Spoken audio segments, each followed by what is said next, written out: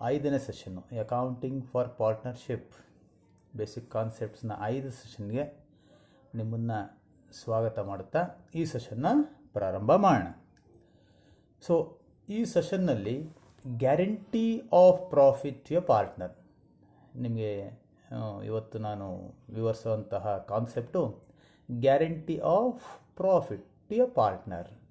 So ಇತ್ತೀಚಿನ ದಿನಗಳಲ್ಲಿ ನಾವು ಇಂತಹ ಒಂದು ಅಗ್ರಿಮೆಂಟ್ ಬಿಟ್ವೀನ್ ದ ಪಾರ್ಟ್ನರ್ಸ್ನ ನೋಡ್ತೇವೆ. ನಾವು ಏನು guarantee of profit to a partner ಅಂದರೆ ಏನು ವಿದ್ಯಾರ್ಥಿ? So when a partner is admitted into a firm with a guarantee of certain minimum amount of profit, it is said to be guarantee of profit to a partner. ಅಂದರೆ ಅರ್ಥ, ನಾವು ಒಬ್ಬ partner ಅಂದರೆ ಪಾಲುದಾರನ ನಮ್ಮ partnership ಫರ್ಮ್ಗೆ ಹೊಸದಾಗಿ ಸೇರ್ಪಡೆ ಮಾಡ್ಕೊಳ್ಳುವಾಗಲೇ ಅವನಿಗೆ ಇಂತಿಷ್ಟು ಲಾಭ ಕೊಡ್ತೀವಿ ಅಂತ ನಾವು ಪ್ರಾಮಿಸ್ ಮಾಡ್ತೇವೆ. ನಾವು ಅಂದರೆ ಓಲ್ಡ್ ಪಾರ್ಟ್ನರ್ಸ್. ಯಾಕೆ ಪ್ರಾಮಿಸ್ ಮಾಡಬೇಕು? ನಾವು ಮೊದಲು ತಿಳ್ಕೊಂಡಿದ್ದೇವೆ ಪಾರ್ಟ್ನರ್ಶಿಪ್ ಅಂದರೆ ಏನು. Partnership is a agreement between the partners to do some legal business and to share the profits and losses arises thereof ಅಂತ ಹೇಳಿದ್ದೇವೆ. ಸೊ ಒಂದು ಯಾವುದೋ ಪರ ಮಾಡ್ಕೊಂಡು ಬರೋ ಲಾಭ ನಷ್ಟ ಎಲ್ಲ ಪಾಲುದಾರರು ಹಂಚ್ಕೊಳ್ಬೇಕು ಅಂತ ನಾವು ಮಾತಾಡಿದ್ದೇವೆ. ಆದರೆ ಈ ಗ್ಯಾರಂಟಿ ಆಫ್ ಪ್ರಾಫಿಟ್ ಯಾಕೆ ನಾವು ಪ್ರಾಮಿಸ್ ಮಾಡಬೇಕು ಯಾವುದೋ ಒಬ್ಬ ಹೊಸ ಪಾಲುದಾರನಿಗೆ? ವಿದ್ಯಾರ್ಥಿಗಳೇ, ಇದು ಯಾಕೆ ಮಾಡಬೇಕು ನಾವು ಅಂತ ಹೇಳಿದ್ರೆ, ಕೆಲವೊಮ್ಮೆ ನಮಗೆ ಕೆಲವು ವ್ಯಕ್ತಿಗಳು ಅನಿವಾರ್ಯ ಆಗ್ತಾರೆ. ನಾವು ಒಂದು ವ್ಯವಹಾರ ಮಾಡಬೇಕು ಅಂದರೆ ಅಥವಾ ಒಂದು ಬಿಸ್ನೆಸ್ ಮಾಡಬೇಕು ಅಂದರೆ ಕೆಲವು ವ್ಯಕ್ತಿಗಳು ಅನಿವಾರ್ಯವಾಗಿ ನಮಗೆ ಬೇಕಾಗಿರ್ತಾರೆ. ಕೆಲವೊಮ್ಮೆ ಬಿಸ್ನೆಸ್ ಚೆನ್ನಾಗಿ ನಡೀತಾ ಇದ್ದರೆ ಯಾರ ಅವಶ್ಯಕತೆಯೂ ಇರೋದಿಲ್ಲ. ಸೊ ಯಾವುದೋ ಒಂದು ಸಂದರ್ಭದಲ್ಲಿ ತುಂಬ ಲಾಸ್ ಆದಾಗ ಅಥವಾ ನಮಗೆ ಹೆಚ್ಚು ಬಂಡವಾಳ ಬೇಕಾದಾಗ, ಸೊ ಕೆಲವೊಂದು ವ್ಯಕ್ತಿಗಳು ನಮಗೆ ಬೇಕಾದಾಗ ಅವರು ನಮ್ಮ ಸಂಸ್ಥೆಗೆ, ಪಾಲುದಾರಿಕೆ ಸಂಸ್ಥೆಗೆ ಬರಲು ಅವರು ಸೇರ್ಕೊಳ್ಳೋದಕ್ಕೆ ಒಪ್ಕೊಳ್ಳದೇ ಇರಬಹುದು. ಆವಾಗ ನಾವು ಅವ್ರನ್ನ ಬಲವಂತವಾಗಿ ನಮ್ಮ ಪಾಲುದಾರ ಸಂಸ್ಥೆಗೆ ಕರ್ಕೊಂಬರ್ಬೇಕು ಅಂದರೆ ಅವ್ರಿಗೆ ಏನೋ ಒಂದು ಅಶ್ಯೂರೆನ್ಸ್ ಕೊಡಬೇಕು ನಾವು. ನೋಡಪ್ಪ, ನೀವು ಬನ್ನಿರಿ, ನಿಮಗೆ ಗ್ಯಾರಂಟಿ ಪ್ರಾಫಿಟ್ ಅಂದರೆ ಇಂತಿಷ್ಟು ಪ್ರಾಫಿಟ್ ನಿಮಗೆ ನಾವು ಕೊಡ್ತೀವಿ ಅಂತ ಅವ್ರಿಗೆ ಗ್ಯಾರಂಟಿ ಕೊಡ್ತಾ, ಅಂದರೆ ಭರವಸೆ ಕೊಡ್ತಾ ಅವ್ರನ್ನ ನಾವು ಪಾಲುದಾರಿಕೆ ಸಂಸ್ಥೆ ಒಳಗಡೆ ಸೇರಿಸ್ಕೊಳ್ಬೇಕಾಗುತ್ತೆ. ಸೊ ಇದು ಅನಿವಾರ್ಯ ಇದ್ದಾಗ ಮಾತ್ರ ಈ ಕೆಲಸಗಳು ನಡೆಯೋದು. ನಮಗೆ ಯಾರ ಅವಶ್ಯಕತೆಯೂ ಇಲ್ಲ, ವ್ಯವಹಾರ ಚೆನ್ನಾಗಿ ನಡೀತಾ ಇದೆ ಅಂದರೆ ಇದರ ಅವಶ್ಯಕತೆ ಇಲ್ಲ. ಇದು ಇದರ ಹಿಂದಿನ ಸಾರಾಂಶ ವಿದ್ಯಾರ್ಥಿಗಳೇ. So guarantee of profit to a partner ಯಾಕೆ ಮಾಡಬೇಕು ಅಂದರೆ, ನಮಗೆ ಯಾವುದೇ ವ್ಯಕ್ತಿ ಅನಿವಾರ್ಯ ಆದಾಗ ಈ ಗ್ಯಾರಂಟಿ ಆಫ್ ಪ್ರಾಫಿಟ್ನ ನಾವು ಪಾಲುದಾರರಿಗೆ, ಹೊಸ ಪಾಲುದಾರನಿಗೆ ಕೊಡ್ತೇವೆ. ಸೊ ಇದು ನಿಮ್ಮ ನಾಲೆಡ್ಜ್ ಪರ್ಪಸ್ ಇರಲಿ, ನಿಮ್ಮ ಇದೊಂದು ಅಂಡರ್ಸ್ಟ್ಯಾಂಡಿಂಗ್ ಪರ್ಪಸ್ಗೆ ಇದೆಲ್ಲ ತಿಳ್ಕೊಂಡಿರ್ಬೇಕು ನೀವು. ಪ್ರಾಬ್ಲಮ್ ತುಂಬ ಸುಲಭ, ಒಂದು 5-6 ಮಾರ್ಕ್ ಪ್ರಾಬ್ಲಮ್ ಇದರಲ್ಲಿ ಬರುತ್ತೆ. ಅದು ಪ್ರಾಬ್ಲಮ್ ನಂತರ ನೋಡೋಣ. ಸದ್ಯಕ್ಕೆ ನಾವು ಯಾತಕ್ಕೆ ಒಬ್ಬ ಪಾಲುದಾರನಿಗೆ ಭರವಸೆ ಕೊಡಬೇಕು, ಇಂತಿಷ್ಟು ಲಾಭ ಕೊಡ್ತೀವಿ ಅಂತ ಅನ್ನೋದು ನಿಮ್ಮ ತಿಳುವಳಿಕೆಗೆ ಇರಲಿ. ಸೊ ಮತ್ತೊಮ್ಮೆ ಇದರ ಅರ್ಥ ನೋಡೋಣ. When a partner is admitted into a firm with a guarantee of certain minimum amount of profit, it is said to be guarantee of profit to a partner. So such guarantee is given by all the old partners or by any of the old partners individually to the new partner. ಅಂದರೆ ಯಾರು guarantee ಕೊಡೋದಿದು? ಯಾರು ಕೊಡಬೇಕು? ಎಲ್ಲ ಪಾಲುದಾರರು ಕೊಡ್ಬೋದು. Such guarantee is given by all the old partners. ಎಲ್ಲ ಪಾಲುದಾರರು ಕೊಡ್ಬೋದು. ಓಲ್ಡ್ ಪಾರ್ಟ್ನರ್ಸ್ ನಮ್ಮಲ್ಲಿ ಆಲ್ರೆಡಿ ಯಾರಿದ್ದಾರೋ ಪಾಲುದಾರರು ಅವರೆಲ್ಲರೂ ಸಹ ಕೊಡ್ತಾರೆ. ಅಥವಾ ಕೆಲವರು ಒಪ್ಪದೇ ಇರ್ಬೋದು, ನಾನು ಯಾಕಪ್ಪ ಕೊಡಲ್ಲ ಅಂತ ಯಾರು ಕೆಲವು ಓಲ್ಡ್ ಪಾರ್ಟ್ನರ್ಸು ಒಪ್ಕೊಳ್ಬೋದು. ಸೊ ಹೀಗೆ ಸರ್ಟನ್ ಕಂಡೀಷನ್ಸ್ ಇರ್ತದೆ. ಹೀಗೆ ಗ್ಯಾರಂಟಿ ಕೊಡಬೇಕು, ಎಲ್ಲರೂ ಕೊಡಬೇಕು ಅಥವಾ ಯಾರು ಕೆಲವರೇ ಕೊಡಬೇಕು ಅಂತ ಏನಿಲ್ಲ. ನಾವು ಪಾರ್ಟ್ನರ್ಶಿಪ್ ಇದು ಆ್ಯಕ್ಟ್ ನೋಡಿದಾಗ carried on by partnership business carried on by all or any of them acting for all ಅಂತ ನೋಡಿದವಲ್ವಾ, ಹಾಗೇನೆ ಇದು ಅಷ್ಟೇ. ಗ್ಯಾರಂಟಿ ಎಲ್ಲರೂ ಕೊಡ್ಬೋದು ಅಥವಾ ಕೆಲವು ವ್ಯಕ್ತಿಗಳು ಒಪ್ಕೊಂಡು ವ್ಯವಹಾರನ ನಡೆಸ್ಕೊಂಡು ಹೋಗ್ಬೋದು. ಸೊ ಇಲ್ಲಿ ಕೊನೆಯಲ್ಲಿ ಇನ್ನೊಂದು ಪಾಯಿಂಟ್ ಸೇರಿದೆ ನೋಡ್ರಿ. The minimum guaranteed amount shall be paid to such new partner when his share of profit is less than the guaranteed amount. ಇದು ಯಾವಾಗ ಕೊಡಬೇಕಾಗಿ ಬರುತ್ತೆ ಅಂದರೆ ಅವನಿಗೆ ಶೇರ್ ಆಫ್ ಪ್ರಾಫಿಟ್ ನಾವು ಹಂಚ್ತೇವೆ ಎಲ್ಲರಿಗೂ. ಸಾಮಾನ್ಯವಾಗಿ ಅವ್ರಿಗೆ ನಾವು ಇವಾಗ ಒಂದು ಲಕ್ಷ ರೂಪಾಯಿ ಕೊಡ್ತೀವಿ ಅಂತ ಒಪ್ಕೊಂಡಿರ್ತೇವೆ. ಅವನ ಶೇರ್ ಆಫ್ ಪ್ರಾಫಿಟ್ಟೇ 1 ಲಕ್ಷಕ್ಕಿಂತ ಜಾಸ್ತಿ ಇದ್ದಾಗ ನಾವೇನು ಕೊಡೋ ಅವಶ್ಯಕತೆ ಇಲ್ಲ, ಬಂದ್ಬಿಡ್ತಲ್ಲ. ಸೊ 1 ಲಕ್ಷಕ್ಕಿಂತ ಕಡಿಮೆ ಆದಾಗ ಆ 1 ಲಕ್ಷ ರೂಪಾಯಿನ ನಾವು ಕೊಡಲೇಬೇಕಾಗುತ್ತೆ. ಅದನ್ನು ಇಲ್ಲಿ ವಿವರಿಸಿದ್ದೇವೆ ವಿದ್ಯಾರ್ಥಿಗಳೇ. ಸೊ ಇವಾಗ ಸದ್ಯಕ್ಕೆ ನಾವು ಅರ್ಥ ತಿಳ್ಕೊಂಡ್ರೆ ಸಾಕು. ಪರೀಕ್ಷಾ ದೃಷ್ಟಿಯಿಂದ ಇದರ ಅರ್ಥ ತಿಳ್ಕೊಳ್ಬೇಕು ಅಂದರೆ ಫಸ್ಟ್ ಪ್ಯಾರಾಗ್ರಾಫ್ ಇದೆಯಲ್ಲ, ಇಷ್ಟು ತಿಳ್ಕೊಂಡ್ರೆ ನೀವು ಸಾಕು. When a partner is admitted into a firm with a guarantee of certain minimum amount of profit, it is set to be guarantee of profit to a partner. So ಇಷ್ಟು ಥಿಯರಿನ ಅರ್ಥ ಮಾಡ್ಕೊಂಡ್ರೆ ಸಾಕು ಈ ಕಾನ್ಸೆಪ್ಟ್ಗೆ. ಮುಂದೆ ಇದನ್ನು ಪ್ರಾಬ್ಲಮ್ ಹೇಗೆ ಮಾಡಬೇಕು ಅಂತ ನೋಡೋಣ. ಸಾಮಾನ್ಯವಾಗಿ 6 ಮಾರ್ಕ್ ಪ್ರಾಬ್ಲಮ್ಮು ಇದಕ್ಕೆ ಸಂಬಂಧಪಟ್ಟಂಗೆ ಪರೀಕ್ಷೆಗಳಲ್ಲಿ ಇರ್ತದೆ. ಇಲ್ಲಿ 2 ಎಕ್ಸಾಂಪಲ್ ತೋರಿಸಿದ್ದೀನಿ ನೋಡ್ರಿ. ಮೊದಲನೇ example Mala and Kalar partners sharing profits and losses in the ratio of 3:2 ಇದನ್ನು ಕೊಟ್ಟಿದ್ದಾನೆ. Example number 2, Mohan and Ramesh are partners sharing profits and losses in the ratio of 2:1. They admit Suresh as partner with 1/4 share in profits with a guarantee that his share of profit shall be at least ₹50,000. The net profit of the firm for the year ending 31/3/2020 was ₹1,40,000. The new profit sharing ratio is 2:1:1. Prepare profit and loss appropriation account ಅಂತ ಹೇಳಿದ್ದೇವೆ. So ಇಲ್ಲಿ ನಾನು example number 2 ನಾನಿಲ್ಲಿ ಮಾಡಿ ನಿಮಗೆ ತೋರಿಸ್ತೇನೆ. Example number 1 ನೀವೇ ಮನೆಯಲ್ಲಿ ಇವಾಗ ಇದನ್ನು ಪ್ರಾಬ್ಲಮ್ ಮಾಡಾದ್ಮೇಲೆ ಮಾಡಬೇಕು. ಇನ್ನೊಂದು ಸಲ ಎಕ್ಸ್ಪ್ಲೇನ್ ಮಾಡೋಣ. Mohan and Ramesh are partner sharing and profit and loss in the ratio of 2:1. They admit Suresh as a new partner with 1/4 share in with a guaranteed that ಈ share of profit shall be at least 50,000. ಸುರೇಶ್ನ ಅಡ್ಮಿಟ್ ಮಾಡ್ಕೊಳ್ತಾರೆ. ಎಷ್ಟು ಕೊಡ್ತೀನಿ ಅಂತ ಒಪ್ಕೊಂಡಿದ್ದಾರೆ? At least 50,000 ಕೊಟ್ಟೇ ಕೊಡ್ತೀವಿ ಅಂತ ಒಪ್ಕೊಂಡಿದ್ದಾರೆ ಮೋಹನ್ ಮತ್ತು Ramesh. The net profit of the firm for the year ending 31/3/2020 was ₹1,40,000.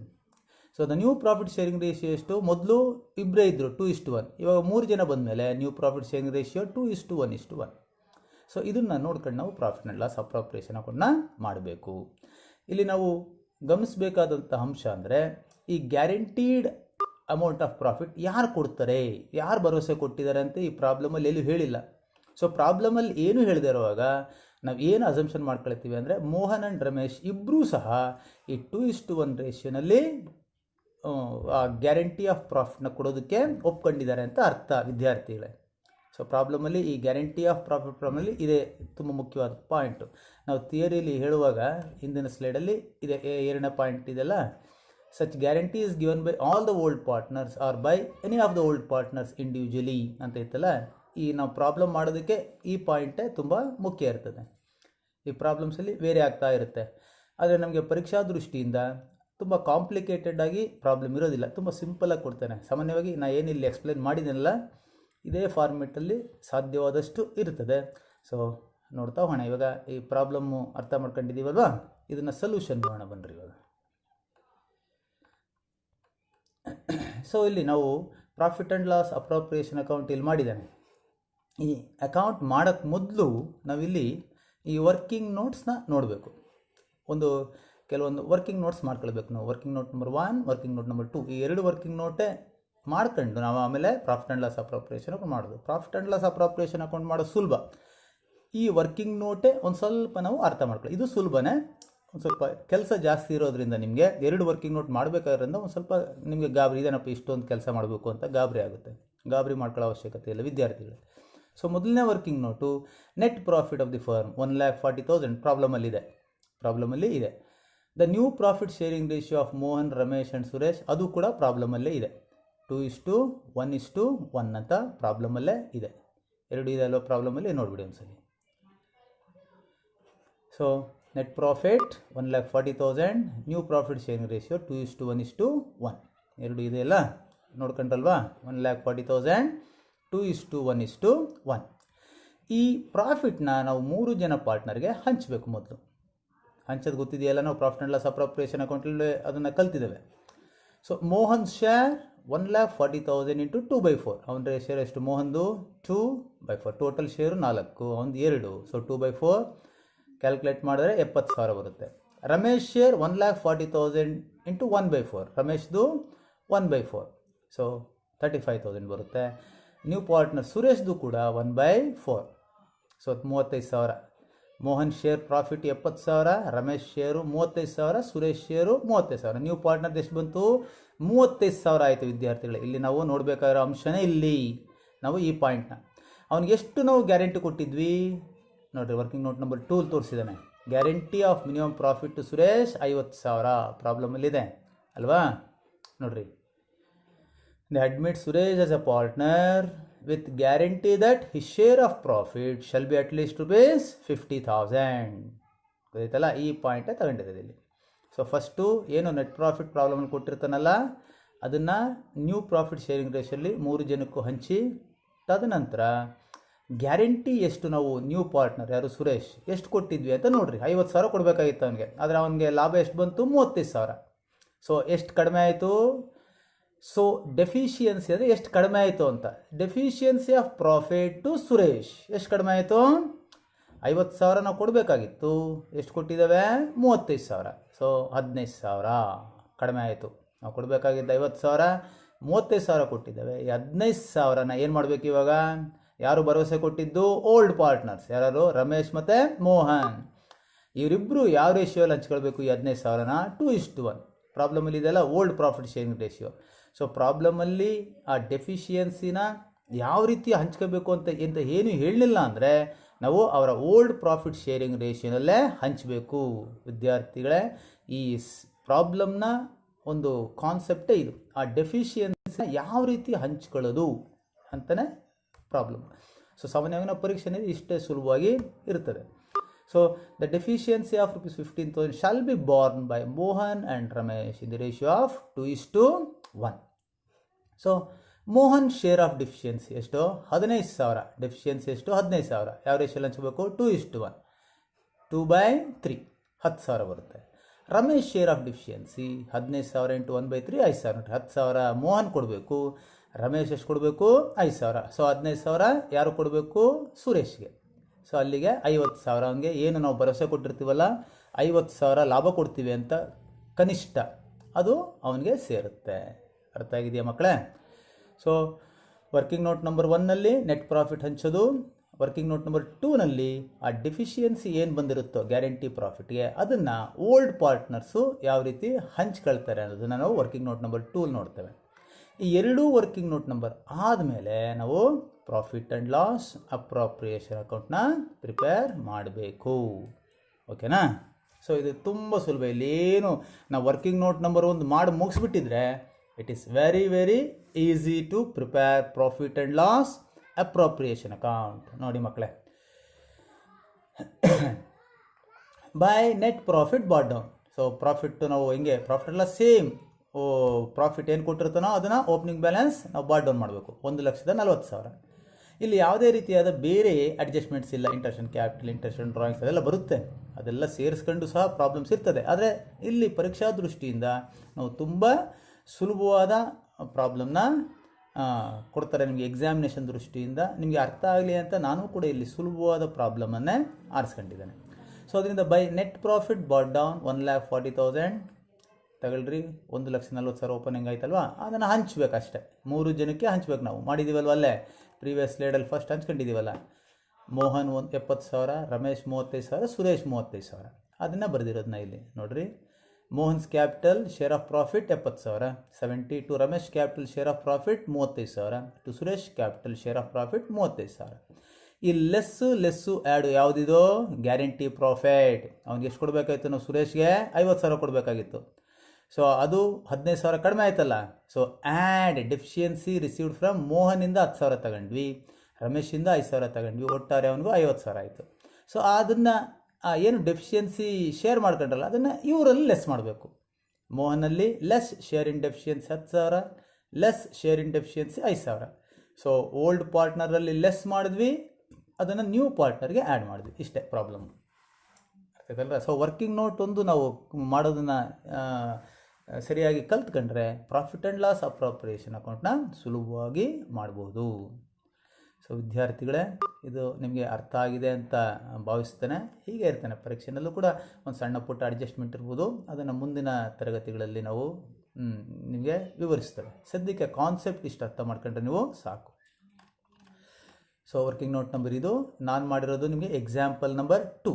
So ನೀವು ಮನೆಯಲ್ಲಿ ಎಕ್ಸಾಂಪಲ್ ನಂಬರ್ 1 ವರ್ಕೌಟ್ ಮಾಡಬೇಕು. ನೋಡ್ರಿ, ಇಲ್ಲಿ Mala and Kala are partner sharing profits and losses in the ratio of 3:2. They admit Komala as a new partner with a guarantee that her share of profit shall be at least rupees 50,000. So ಇಲ್ಲೂ ಕೂಡ ನಾವು ಕೋಮಲಾಗೆ ಎಷ್ಟು ಕೊಡೋಕ್ಕೆ guarantee ಅಂತ ಒಪ್ಕೊಂಡಿದ್ದೀವಿ, 50,000 ಕೊಡೋಕ್ಕೆ ಒಪ್ಕೊಂಡಿದ್ದಾವೆ. The net profit of the firm for the year ending 31/3/2019 was rupees 1,80,000. So profit ಎಷ್ಟು? 1,80,000. New profit sharing ratio 3:2. So 3:2:1. Prepare profit and loss appropriation account. ಇದೇ ಆರ್ಡ್ರಲ್ಲಿ ವರ್ಕಿಂಗ್ ನೋಟ್ ನಂಬರ್ 1 ಏನು ಮಾಡಿ, ನ್ಯೂ ಪ್ರಾಫಿಟ್ ಇದು 1,80,000 ಇದೆಯಲ್ಲ, ಅದನ್ನು 3:2:1 ಹಂಚಿ ಎಷ್ಟು ಬರುತ್ತೆ ನೋಡಿ ಡಿಫಿಷಿಯನ್ಸಿ. ಸೊ 1,80,000 ಇಂಟು 1/6 ಅಂದರೆ ಕೋಮಲ 1/6 ಅಂದರೆ 6 3 18 30,000 ಬರುತ್ತೆ. ನನ್ನ ಅಂದಾಜು 20,000 ಡೆಫಿಷಿಯನ್ಸಿ ಬರ್ಬೋದು. ಅದನ್ನು 3:2 ಮಾಲಾ ಆ್ಯಂಡ್ ಕೋಮಲ ಹಂಚ್ಕೊಂಡು ಆ ಡೆಫಿಷಿಯನ್ಸಿನ 3:2 ರೇಷಿಯೋಲ್ಲಿ ಹಂಚಬೇಕು. ಸೊ ಈ ವರ್ಕಿಂಗ್ ನೋಟ್ ಎರಡು ಮಾಡಾದಮೇಲೆ profit and loss appropriation account ಮಾಡಿ ಅಲ್ಲಿಗೆ ನೀವು ಪ್ರಾಬ್ಲಮ್ಮು ಕಲ್ತ ಹಾಗೆ ವಿದ್ಯಾರ್ಥಿಗಳು. ಸೊ ಅರ್ಥ ಆಗಿದೆ ಅಲ್ವಾ? ಸೊ ಈ ಪ್ರಾಬ್ಲಮ್ನ ಮಾಡ್ಕೊಂಡು ಆಮೇಲೆ ನಾವು ನೆಕ್ಸ್ಟ್ ಸ್ಲೈಡ್ಸ್ಗೆ ಹೋಗೋಣ. ಎಸ್ ಆತ್ಮೀಯ ವಿದ್ಯಾರ್ಥಿಗಳೇ, ಇಲ್ಲಿಗೆ ಅಕೌಂಟಿಂಗ್ ಫಾರ್ ಪಾರ್ಟ್ನರ್ಶಿಪ್ ಬೇಸಿಕ್ ಕಾನ್ಸೆಪ್ಟ್ಸ್ನ ಎಲ್ಲ ಅಂಶಗಳನ್ನು ಸಹ ನಾವು ಚರ್ಚೆ ಮಾಡಿದ್ದೇವೆ. ಆಯ್ತಲ್ರ? ಅದು ಪ್ರಾಫಿಟ್ ಆ್ಯಂಡ್ ಲಾಸ್ ಪ್ರಾಬ್ಲಮ್ಸ್ ನೋಡಬೇಕು ಅಂದರೆ ಥಿಯರಿ ಪಾರ್ಟ್ ಬಿಟ್ಟು profit and loss appropriation account, maintenance of partners capital account, calculation of interest on drawings ಮತ್ತು ಗ್ಯಾರಂಟಿ ಆಫ್ ಪ್ರಾಫಿಟ್, ಈ 4 ಸಾಮಾನ್ಯವಾಗಿ ಪ್ರಾಬ್ಲಮ್ಸು ಅಂತ ನೋಡಿದಾಗ ಈ ಚಾಪ್ಟ್ರಲ್ಲಿ ಬೇಸಿಕ್ ಕಾನ್ಸೆಪ್ಟ್ ಈ 4 ಪ್ರಾಬ್ಲಮ್ನ ನಾವು ಕಲ್ತಿದ್ದೇವೆ. ಇನ್ನು ಪರೀಕ್ಷಾ ದೃಷ್ಟಿಯಿಂದ ಈ ಚಾಪ್ಟರ್ಗೆ ಸಂಬಂಧಪಟ್ಟಂಗೆ ಎಷ್ಟು ಮಾರ್ಕ್ಸ್ ಇರ್ತದೆ ಪ್ರಶ್ನೆಗಳು ಇಲ್ಲಿ ನಾನು ತೋರಿಸಿದ್ದೇನೆ ನಿಮಗೆ. ನೋಡಿರಿ, 1 ಮಾರ್ಕ್ ಕ್ವಶನ್ ಒಂದಿರುತ್ತೆ, 2 ಮಾರ್ಕ್ ಕ್ವಶನ್ ಒಂದಿರುತ್ತೆ, 6 ಮಾರ್ಕ್ಸ್ ಕ್ವಶನ್ ಒಂದಿರುತ್ತೆ, POQ ಪ್ರಾಕ್ಟಿಕಲ್ ಓರಿಯೆಂಟೆಡ್ ಕ್ವಶನ್ ಒಂದಿರುತ್ತೆ. ಸೊ ಟೋಟಲ್ 14 ಮಾರ್ಕ್ ಇರುತ್ತೆ. ಸೊ ಪ್ರಾಕ್ಟಿಕಲ್ 5 ಮಾರ್ಕ್ ಬಿಟ್ಟರೆ 6 2 8 9 ಮಾರ್ಕ್ ಇರುತ್ತೆ, 9 + 5. ಸೊ ಈ ಪ್ರಾಕ್ಟಿಕಲ್ ಕ್ವಶನ್ನು ಈ ಚಾಪ್ಟ್ರಿಂದ ಬರೋ ಸಾಧ್ಯತೆಗಳು ಹೆಚ್ಚಿರ್ತವೆ. 90% ಇರುತ್ತೆ, ಒಂದು 10% ಆ ಕಡೆ ಈ ಕಡೆ ಇರ್ತದೆ, ಆದರೆ 90% ಬರೋ ಸಾಧ್ಯತೆ ಇರ್ತದೆ. ಅದರಿಂದ ಒಟ್ಟಾರೆ 14 ಮಾರ್ಕು. ವಿದ್ಯಾರ್ಥಿಗಳಲ್ಲಿ 14 ಮಾರ್ಕು ಅನ್ನೋದಕ್ಕಿಂತ ಹೆಚ್ಚಾಗಿ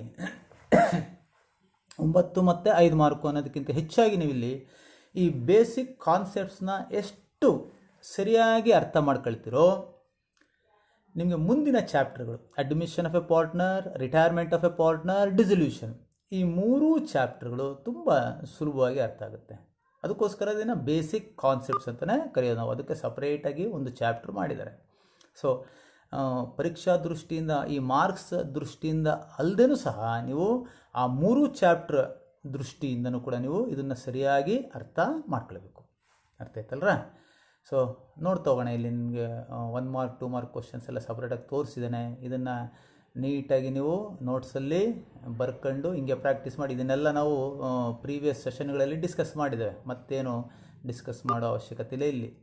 ಇಲ್ಲಿ 1 ಮಾರ್ಕ್ 2 ಮಾರ್ಕ್ ಕ್ವಶನ್ ಒಟ್ಟಿಗೆ ಕೊಟ್ಟಿದ್ದೆ ನಾನು. ಸಾಮಾನ್ಯವಾಗಿ ಇಲ್ಲಿ ಏನು ಮಾಡ್ತಾರೆ ಅಂದರೆ, ವಾಟ್ ಇಸ್ ಪಾರ್ಟ್ನರ್ಶಿಪ್ 1 ಮಾರ್ಕ್ ಕೊಟ್ಟರೆ ಡಿಫೈನ್ ಅಂತ ಹೇಳಿದಾಗ 2 ಮಾರ್ಕ್ಸ್ ಇರ್ತದೆ. ಆಮೇಲೆ ಇಲ್ಲಿ 2 ಫ್ಯೂಚರ್ಸ್ ಅಂತ ಕೇಳಿದಾಗ 2 ಮಾರ್ಕ್ಸ್ ಇರ್ತದೆ. 1 ಫ್ಯೂಚರ್ ಅಂತ ಕೇಳಿದ್ರೆ 1 ಮಾರ್ಕು. ಹಾಗೆಯೇ 2 ಕಂಟೆಂಟ್ಸ್ ಅಂತ ಕೇಳಿದ್ರೆ 2 ಮಾರ್ಕು, 1 ಕಂಟೆಂಟ್ ಕೇಳಿದ್ರೆ 1 ಮಾರ್ಕ್. ಈ ರೀತಿ 1 ಮಾರ್ಕ್ 2 ಮಾರ್ಕು ಇಲ್ಲೇ ಸೇರ್ಕೊಂಡಿರುತ್ತೆ. ಸೊ ಆದಷ್ಟು ಈ 1 ಮಾರ್ಕ್ 2 ಮಾರ್ಕು ತುಂಬ ಸ್ಪೆಸಿಫಿಕ್ ಆಗಿರಲಿ ನಿಮ್ಮ ಉತ್ತರಗಳು. ತುಂಬ ಗೊತ್ತಿದೆ ಅಂತ ಜಾಸ್ತಿ ಬರೆಯೋಕ್ಕೆ ಹೋಗ್ಬಿಡ್ರಿ. ಎಷ್ಟು ಕೇಳಿರ್ತಾವ ಅಷ್ಟು. ಇವಾಗ ಫ್ಯೂಚರು ಕಂಟೆಂಟ್ ಕೇಳಿದಾಗ 1 2 ಜಾಸ್ತಿ ಬರೆದ್ರೆ ಏನು ತಪ್ಪೇನಿಲ್ಲ. ಅರ್ಥಗಳು ಕೇಳಿದಾಗ ಎಷ್ಟು ನೇರವಾಗಿ ನೀವು ಅರ್ಥಗಳು ಬರೀತೀರೋ ಅಷ್ಟು ಸುಲಭವಾಗಿ ನೀವು ಮಾರ್ಕ್ಸು ತಗೊಳ್ತೀರ, 1 ಮಾರ್ಕ್ 2 ಮಾರ್ಕು. ಸೊ ಇದೆಲ್ಲ ಗೊತ್ತಾಗಿದೆ ಅಂತ ಹೇಳ್ತಾನೆ ಅಲ್ವಾ? ಕ್ಲೀನಾಗಿ ಬರ್ಕೊಳ್ಳಿ ನೋಟ್ಸಲ್ಲಿ. ಸಪ್ರೇಟಾಗಿ ಎಕ್ಸಾಮಿನೇಷನ್ ದೃಷ್ಟಿಯಿಂದ ಒಂದು ಪುಸ್ತಕ ಇಡಿ. ಸೊ ಅದರಲ್ಲಿ ಈ ಎಕ್ಸಾಮ್ ರಿಲೇಟೆಡ್ ಕ್ವಶನ್ಸು ಎಲ್ಲನೂ ಕೂಡ ಬರಿತಾ ಹೋಗಿ ಎಕ್ಸಾಮ್ ಸಮಯದಲ್ಲಿ ಇದನ್ನು ನೀವು ಗ್ಲ್ಯಾನ್ಸ್ ಮಾಡೋದಕ್ಕೆ ಸುಲಭ ಆಗುತ್ತೆ. ಸೊ ಒಂದು what is fixed capital method, fluctuating capital method. ಇಲ್ಲಿ state in a two difference between fixed and fluctuating methods ಅಂತ ಹೇಳಿದ್ದಾನೆ. ಆದರೆ ಈ ಮೇಲ್ಗಡೆ 2 ಹೇಳಿದ್ದೀನಲ್ಲ, ಅದಕ್ಕೆ ಇಲ್ಲೇ ಬರ್ತದೆ ಅಬೌಟ್ ಟು ಅಂತ ಹೇಳಿದ್ದಾನೆ. ಕ್ವಶನ್ ನಂಬರ್ 6 and 7 ಏನು ಹೇಳಿದಾವೋ ಇದೇ 2 ಡಿಫ್ರೆನ್ಸು. ಅಲ್ಲಿ ನಾವು ಹಿಂದಿನ ಸೆಷನ್ಗಳಲ್ಲೂ ಕೂಡ ಇದನ್ನು ನೋಡಿದ್ದೇವೆ ಅಲ್ವಾ, ಡಿಫ್ರೆನ್ಸ್ಗಳು. ಸೊ ಅದನ್ನು ಬರೆದ್ರೂ ಸಾಕು, ಅಥವಾ ಇದೆರಡು ಬರೆದ್ರೂ ಸಾಕು. Meaning of profit and loss appropriation account, 2 methods of calculating interest on drawings. ಆಮೇಲೆ ಇಲ್ಲಿ ನೋಡಿರಿ, how do you close profit and loss appropriation account in partnership ಅಂತ ಹೇಳ್ತೇವೆ. ಇದನ್ನು ಈ ಪ್ರಾಬ್ಲಮ್ಸ್ ಎಲ್ಲ ಮಾಡಿರ್ತೀವಿ, ನೀವು ಪ್ರಾಬ್ಲಮ್ ಕೊಟ್ಟರೆ ನೀವು ಸಹ ಮಾಡ್ತೀರಾ. ಆದರೆ ಈ ಕ್ವಶನ್ಗೆ ಉತ್ತರ ಮಾತ್ರ ಬರೀನಾರ್ರಿ. ನೋಡಿರಿ, ತುಂಬ ಸುಲಭ. ಏನು ಮಾಡಿ ಹೆಂಗೆ ಕ್ಲೋಸ್ ಮಾಡ್ತೀವಿ ನಾವು ಪ್ರಾಫಿಟ್ ಆ್ಯಂಡ್ ಲಾಸ್ ಅಪ್ರೋಪ್ರಿಯೇಷನ್ ಅಕೌಂಟ್ನ? ಸೊ ಡೆಬಿಟ್ ಕಡೆ ಏನು ಬರೆಯೋದು, ಡೆಬಿಟ್ ಬರೀತವೆ. ಕ್ರೆಡಿಟ್ ಕಡೆ ಏನು ಬರೀಬೇಕು, ಕ್ರೆಡಿಟ್ ಬರೀತವೆ. ಆ ಬ್ಯಾಲೆನ್ಸ್ನ ಎಲ್ಲಿ ಟ್ರಾನ್ಸ್ಫರ್ ಮಾಡ್ತೀವಿ, ಪಾರ್ಟ್ನರ್ಸ್ ಕ್ಯಾಪಿಟಲ್ ಅಕೌಂಟ್ಗೆ ಟ್ರಾನ್ಸ್ಫರ್ ಮಾಡಿ ಕ್ಲೋಸ್ ಮಾಡ್ತೀವಿ, ಇಷ್ಟೇ. ಅದನ್ನು ನಾವು ಇಲ್ಲಿ ವರ್ಡ್ಸಲ್ಲಿ ಹೇಳಿರೋದು. Profit and loss appropriation account is closed by transferring the balance of profit and loss appropriation, surplus or deficit. Surplus ಅಂದರೆ ಪ್ರಾಫಿಟ್, ಡೆಫಿಸಿಟ್ ಅಂದರೆ loss, to the partners capital account. ಇಷ್ಟೇ ವಿದ್ಯಾರ್ಥಿಗಳೇ. ಸೊ ಮುಂದಿನ ಚಾಪ್ಟರ್ಗಳಲ್ಲೂ ಕೂಡ ರಿವ್ಯಾಲ್ಯೂಯೇಷನ್ ಅಕೌಂಟ್ ಅಂತ ಮಾಡ್ತೀವಿ ನಾವು, realisation account ಅಂತ ಮಾಡ್ತೀವಿ. ಅದಕ್ಕೆ ಸಂಬಂಧಪಟ್ಟಂಗೆ ಹಿಂಗೆ ಪ್ರಶ್ನೆ ಕೊಡೋದು, how do you close revaluation account, how do you close realisation account, ಇದೇ ಉತ್ತರ ಆಯ್ತಲ್ಲ. ಸೊ ಒಂದು ಸರಿಯಾಗಿ ನಾವು ಅರ್ಥ ಮಾಡ್ಕೊಂಡ್ರೆ ಸುಮಾರು ಪ್ರಶ್ನೆಗಳಿಗೆ ಅದು ಉತ್ತರ ತೋರಿಸುತ್ತೆ. So state in a two special aspect. ಇದನ್ನು ಕೂಡ ನಾವು ಈ ಪ್ರಶ್ನೆ ಕೇಳುತ್ತೆ ಸುಮಾರು ಮಕ್ಕಳು ಬರೆಯೋದಿಲ್ಲ. ಇದೆಲ್ಲ ಮಾಡಿರ್ತೀವಿ ನಾವು, ಆದರೆ ಇದು ಅಂತ ಗೊತ್ತಿರೋದಿಲ್ಲ ಏರಿಯಾ. ಇದರ ಬಿಗಿನಿಂಗ್ ನಾವು 2ನೇ ಸೆಷನ್ ಮಾಡುವಾಗ ಇದನ್ನು ಹೇಳಿಬಿಟ್ಟೆ ನಾವು ಡಿಸ್ಕಷನ್ ಶುರು ಮಾಡಿರೋದು. ಸೊ ಸ್ಪೆಷಲ್ ಪಾರ್ಟ್ನರ್ಶಿಪ್ಗೆ ಸಂಬಂಧಪಟ್ಟಂಗೆ ವಿಶೇಷವಾದ ಅಂಶಗಳನ್ನೇ ನೋಡ್ತೀವಿ ಅಲ್ಲಿ. Maintenance of partners capital account, distribution of profit and loss among the partners, ಅದ್ರ ಜೊತೆಗೆ ಡಿಸಲ್ಯೂಷನ್ ಆಫ್ ದಿ ಫರ್ಮ್, ಆಮೇಲೆ distribution of profit and loss ಆಯ್ತಲ್ಲ, ರೀಕಾನ್ಸ್ಟಿಟ್ಯೂಷನ್ ಆಫ್ ದಿ ಫರ್ಮ್, ಅದೇ admission of a partner, retirement of a partner, ಅದೆಲ್ಲ ಬರುತ್ತಲ್ಲ, ಅವೆಲ್ಲ ಇಲ್ಲಿ ಬರುತ್ತೆ. ಇದೆರಡು ಬರೆದ್ರೆ ಸಾಕು, ಸಾಮಾನ್ಯವಾಗಿ ಬರುವಂಥದ್ದು ಇದೆರಡು. What is guarantee of a profit to the partner ನೋಡಿದ್ದೇವೆ. ಫೈಂಡ್ ದ ಇಂಟ್ರೆಸ್ಟ್, ಒಂದು ಕ್ಯಾಲ್ಕುಲೇಷನ್ ಕೊಟ್ಟಿದ್ದೇವೆ ನಾವು. 2 ಮಾರ್ಕ್ಸ್ ಕ್ವಶನ್ ಸಾಮಾನ್ಯವಾಗಿ ಕೇಳ್ತಾ ಇರ್ತಾರೆ ಇಲ್ಲಿ ವಿದ್ಯಾರ್ಥಿಗಳ. ಸೊ ಇದು ಬರೀ 2 ಮಾರ್ಕ್ಸ್ ಕ್ವಶನ್. ಇಲ್ಲಿ ಇಂಟ್ರೆಸ್ಟ್ ಆನ್ ಕ್ಯಾಪಿಟಲ್ ಕೇಳಿದ್ದಾರೆ, capital balance into rate into period, family, ಇದು ನಾವು ಇದನ್ನು ಕಲ್ತಿದ್ದೇವಲ್ವಾ. ಸೊ 50,000 ಇಂಟು 12/100, ಪೀರಿಯಡ್ 10/12, 5,000 ಬರುತ್ತೆ. ಸೊ ಇಂಟ್ರೆಸ್ಟ್ ಆನ್ ಡ್ರಾಯಿಂಗ್ಸ್ ಈ ಥರ 2 ಮಾರ್ಕ್ ಪ್ರಶ್ನೆ ಕೇಳ್ಬೋದು. ಸೊ 2 ಮಾರ್ಕ್ಸ್ ಕ್ವಶನ್ ಕೆಲವೊಮ್ಮೆ ಈ ಥರ ಕ್ಯಾಲ್ಕುಲೇಷನ್ ಸಹ ಕೇಳ್ತಾರೆ. ಇಲ್ಲಿ 1 ಮಾರ್ಕ್ 2 ಮಾರ್ಕು ಈ ರೀತಿ ಪ್ರಶ್ನೆಗಳು ಈ ಚಾಪ್ಟರ್ಗೆ ಸಂಬಂಧಪಟ್ಟದಿರುತ್ತೆ. ಸೊ ನೀಟಾಗಿ ಒಂದು ಪುಸ್ತಕದಲ್ಲಿ ಬರ್ಕೊಂಡು ಪ್ರಾಕ್ಟೀಸ್ ಮಾಡಿರಿ. ಮತ್ತು 6 ಮಾರ್ಕ್ ಕ್ವಶನ್ಸು ಏನೆಲ್ಲ ಬರುತ್ತೆ ನೋಡೋಣ.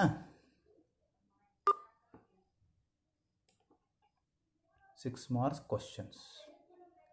ಮೊದಲನೇ ಕ್ವಶನ್ ಏನು ಬರುತ್ತೆ, preparation of profit and loss appropriation account. ನೋಡಿದ್ದೇವೆ ಅಲ್ವಾ, ಸಾಕಷ್ಟು ಪ್ರಾಬ್ಲಮ್ ಮಾಡಿದ್ದೇವೆ. Preparation of profit and loss appropriation account with guarantee of profit.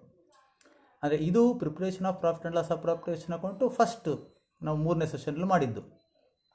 ನಾವು ನೆಟ್ ಪ್ರಾಫಿಟ್ನ ಬರ್ಡ್ ಡೌನ್ ಮಾಡ್ತೀವಿ, ಇಂಟ್ರೆಸ್ಟ್ ಆನ್ ಡ್ರಾಯಿಂಗ್ಸು ಕ್ರೆಡಿಟ್ ಕಡೆ ಹಾಕ್ತೀವಿ, ಇಂಟ್ರೆಸ್ಟ್ ಆನ್ ಕ್ಯಾಪಿಟಲ್ಲು ಸ್ಯಾಲ್ರಿ ಎಲ್ಲ ಪಾರ್ಟ್ನರ್ಸ್ ಕೊಡ್ತೀವಲ್ಲ ಆ ಪ್ರಾಬ್ಲಮ್. ಇದು ಗ್ಯಾರಂಟಿ ಆಫ್ ಪ್ರಾಫಿಟ್ ಅಂದರೆ ಇವಾಗ ಈ ಸೆಷನ್ನಲ್ಲಿ ನಾವು ಕಲ್ತಿರೋಂಥದ್ದು. ಸೊ ಇದು ಕೂಡ ಕೊಡೋ ಸಾಧ್ಯತೆ ಇರ್ತದೆ. ಇನ್ನು ನೆಕ್ಸ್ಟು ನಾವು ಪ್ರಾಬ್ಲಮ್ ನೋಡ್ತೀವಿ ಅಂದರೆ calculation of interest on drawings using product method. ಅದು ಕೂಡ ಸಾಕಷ್ಟು ಪ್ರಾಬ್ಲಮ್ಸು ನಾವು ಮಾಡಿದ್ದೇವೆ ಅಲ್ವಾ. ಸೊ ಪ್ರಾಡಕ್ಟ್ ಮೆಥಡ್ ಸಾಕಷ್ಟು ಪ್ರಾಬ್ಲಮ್ಸು ಇದರಲ್ಲಿ ಮಾಡಿದ್ದೇವೆ, ಅರ್ಥ ಆಗಿದೆ ಅಂತ ಭಾವಿಸ್ತೇನೆ. ಹಾಗೆಯೇ calculation of interest on drawings when fixed amount is withdrawn every month R quarterly, average period method. So ಈ 4ರಲ್ಲಿ ಯಾವುದಾದ್ರು ಒಂದು 6 ಮಾರ್ಕ್ ಕ್ವಶನ್ಸ್ಗೆ ನಮಗೆ ಬರ್ತದೆ. ಅಂದರೆ 4 ನಾವು ಕಲ್ತಿದ್ದೀವಲ್ಲ, ಯಾವುದಕ್ಕೆ ಇಂಪಾರ್ಟೆನ್ಸ್ ಕೊಡಬೇಕು ಅಂದರೆ ವಿದ್ಯಾರ್ಥಿಗಳೇ ಈ 2ಕ್ಕೆ ಹೆಚ್ಚು ಇಂಪಾರ್ಟೆನ್ಸ್ ಕೊಡಬೇಕು.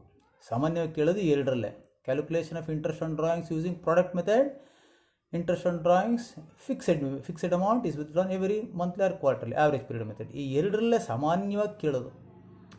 90% ಇದೆರಡರಲ್ಲಿ, 10% ಈ 2 ಪ್ರಾಬ್ಲಮ್ ಕೇಳೋ ಸಾಧ್ಯತೆ ಇರ್ತದೆ.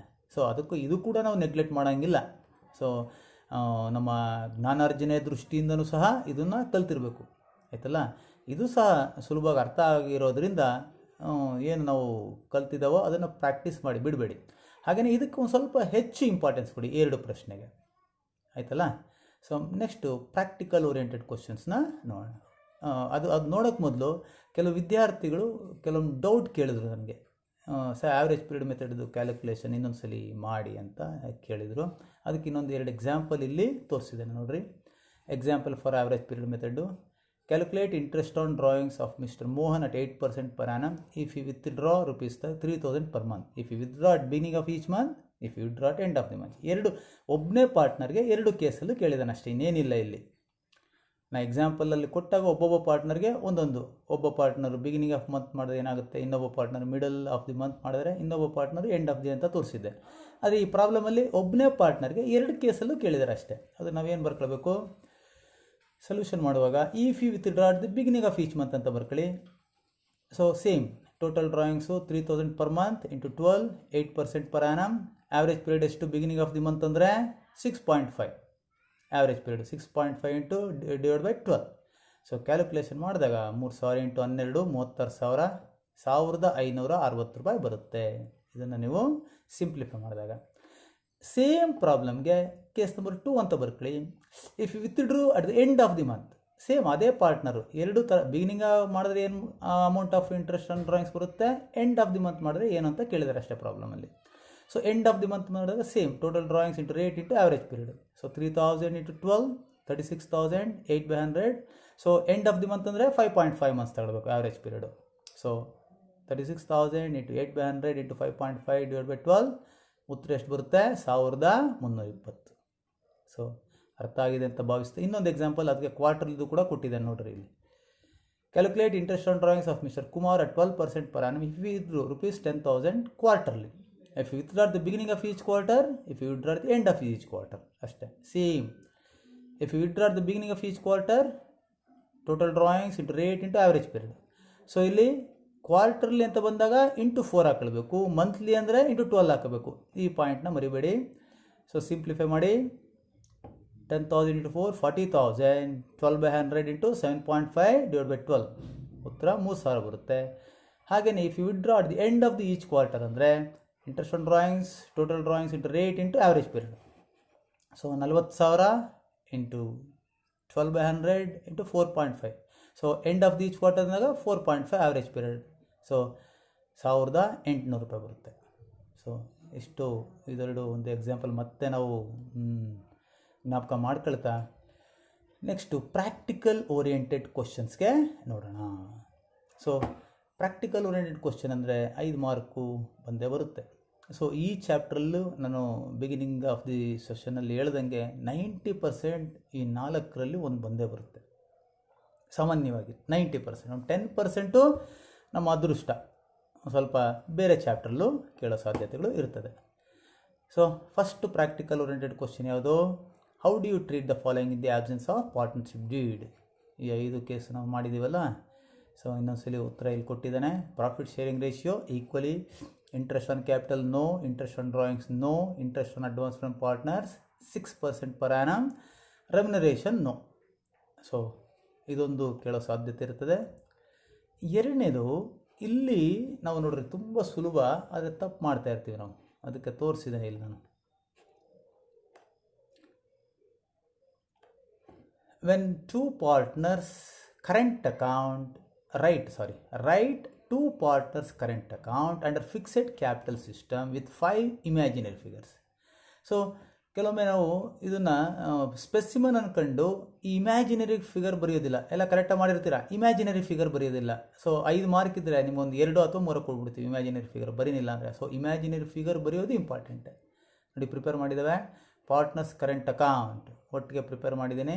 ಪರ್ಟಿಕ್ಯುಲರ್ಸ್ ಆನಂದ್ ಕುಮಾರ್, ಯಾವುದಾದ್ರು ಹೆಸರು ಬರ್ಕೊಳ್ರಿ ನೀವು, ಇದೇ ಹೆಸರು ಬರ್ಕೊಳ್ಬೇಕು ಅಂತ ಏನಿಲ್ಲ.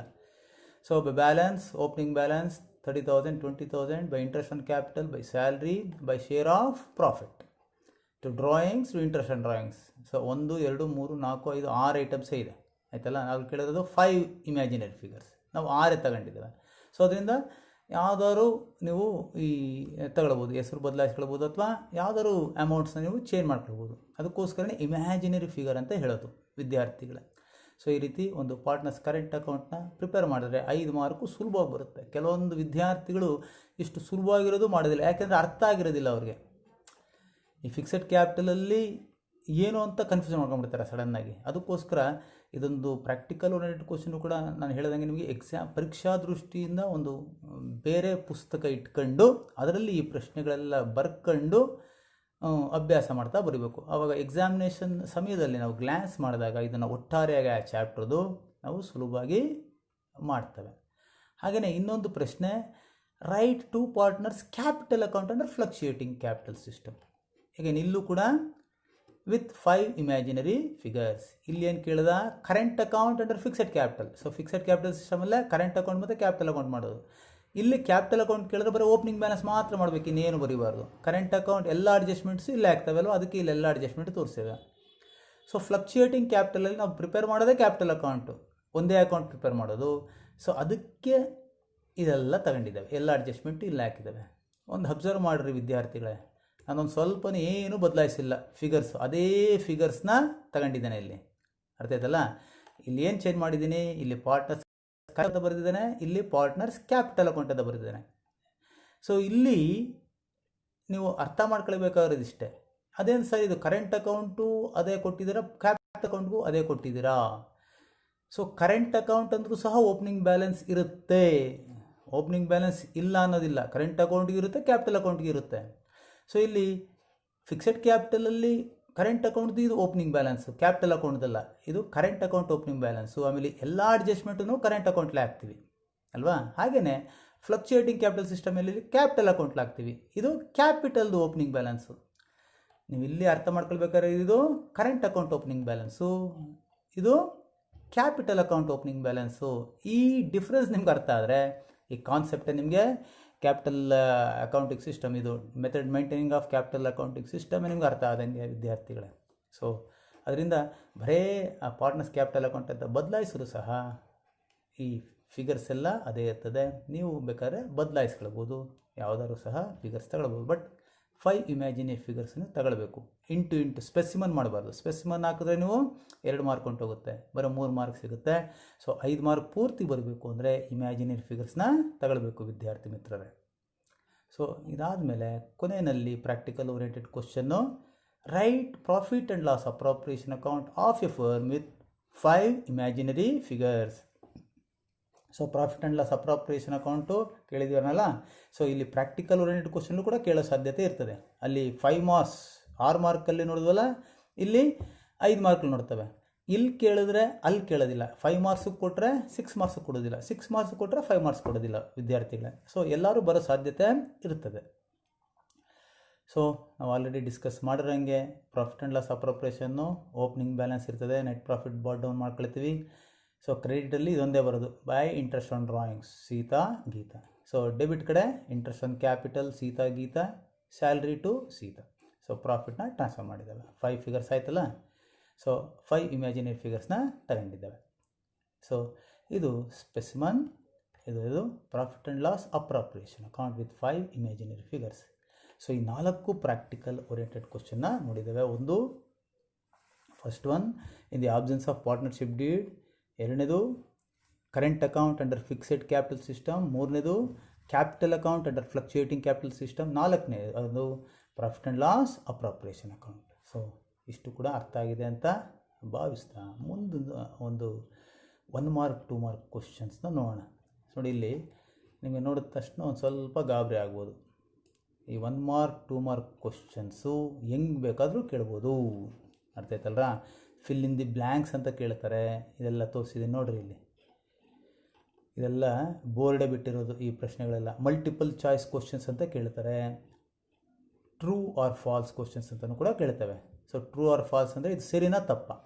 The agreement between partners must be in writing. ಸರಿನಾ ತಪ್ಪಾ? ತಪ್ಪು. ಯಾಕಂದರೆ ಮಸ್ಟ್ ಬಿ ಅಂತ ಇದೆ ಇಲ್ಲಿ. So agreement between partners may be ಅಲ್ವಾ, may be in oral or ರೈಟಿಂಗಲ್ಲೇ ಇರಬೇಕು ಅಂತೇನಿಲ್ಲ. ಸೊ ಇದು ಫಾಲ್ಸ್. ಹೀಗೆ ಪ್ರತಿಯೊಂದು ನೋಡ್ತಾ ಹೋಗ್ಬೇಕು ನೀವು. ಸೊ ಇದು ಮಲ್ಟಿಪಲ್ ಚಾಯ್ಸು ಅಷ್ಟೇ. ಇಲ್ಲಿ ಕೇಳ್ತಾರೆ ನೋಡಿ, the agreement between the partner should be ಇನ್. ನೋಡಿ ಅಲ್ಲಿ ಟ್ರೂ ಫಾಲ್ಸ್ಲು ಇದೇ ಪ್ರಶ್ನೆ ಕೇಳ್ದ. ಮಲ್ಟಿಪಲ್ ಚಾಯ್ಸಲ್ಲಿ ಇಲ್ಲೇ ಕೇಳಿದ ನೋಡಿರಿ. Oral return, oral or return, none of the above.